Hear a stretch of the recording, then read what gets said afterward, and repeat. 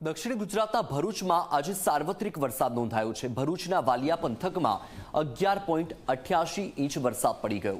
વાલિયામાં 14 કલાકમાં જ 11 ઇંચ વરસાદ પડ્યો। વાલિયાનું ડહેલી ગામ અને મુખ્ય બજાર પાણીમાં ગરકાવ। વાલિયામાંથી પસાર થતા ટોકરી નદીના કોઝવે પર પાણી ફરી વળ્યા તો અંકલેશ્વરના સંજયનગરમાં પાણી ભરાતા હાલાકી। લિંક રોડ નજીક આવેલી શ્રવણ ચોકડી નજીકની સોસાયટીમાં પણ પાણી ભરાઈ ગયા। તો ભરૂચના વિસ્તારોમાં સાર્વત્રિક વરસાદ જોવા મળી રહ્યો છે। સૌથી વધારે વરસાદ પડી ગયો ભરૂચના વાલિયામાં 11.88 ઇંચ વરસાદ પડી ગયો અને વરસાદના પગલે જળબંબાકારની પરિસ્થિતિ સર્જાઈ છે। માત્ર 14 કલાકની અંદર જ 11 ઇંચ વરસાદ ખાબક્યો। વાલિયાનું ડહેલી ગામ અને મુખ્ય બજાર પાણીમાં ગરકાવ થઈ ગયા છે। અનેક વિસ્તાર એવા છે કે જ્યાં માત્ર ને માત્ર પાણી જોવા મળી રહ્યું છે। નીચાણવાળા વિસ્તારમાં પાણી ભરાઈ જતા ઘરવખરીને પણ ભારે નુકસાન થયું છે।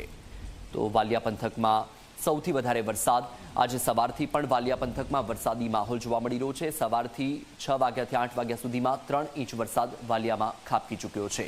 વધુ માહિતી મેળવીએ સંવાદદાતા ભરત પાસેથી। ભરત, ભરૂચના વાલિયામાં સૌથી વધારે વરસાદ પડ્યો છે। માત્ર 14 કલાકમાં જ 12 ઇંચ જેટલો વરસાદ ખાબકી ચૂક્યો છે। આજે પણ વરસાદી માહોલ છે, શું પરિસ્થિતિ?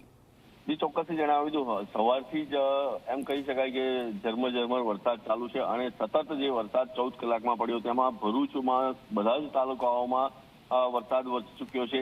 ભરૂચમાં 7 ઇંચ વરસાદ છે તો સૌથી વધારે વાલિયામાં 12 ઇંચ જેવો વરસાદ પડી ગયો છે છેલ્લા 24 કલાકમાં। અને વાલિયામાં એમ કહેવાય કે ડહેલી ગામ આખું પાણીમાં ગરકાવ થઈ ગયું છે। ઘણા બધા 5 થી 7 જેટલા ગામો સંપર્ક વિહોણા પણ થયા છે। ભરૂચના વાલિયા પંથકમાં મુશળધાર વરસાદના કારણે ટોકરીની નદી જે છે તેના કોઝવે પરથી પણ પાણી પસાર થઈ રહ્યું છે।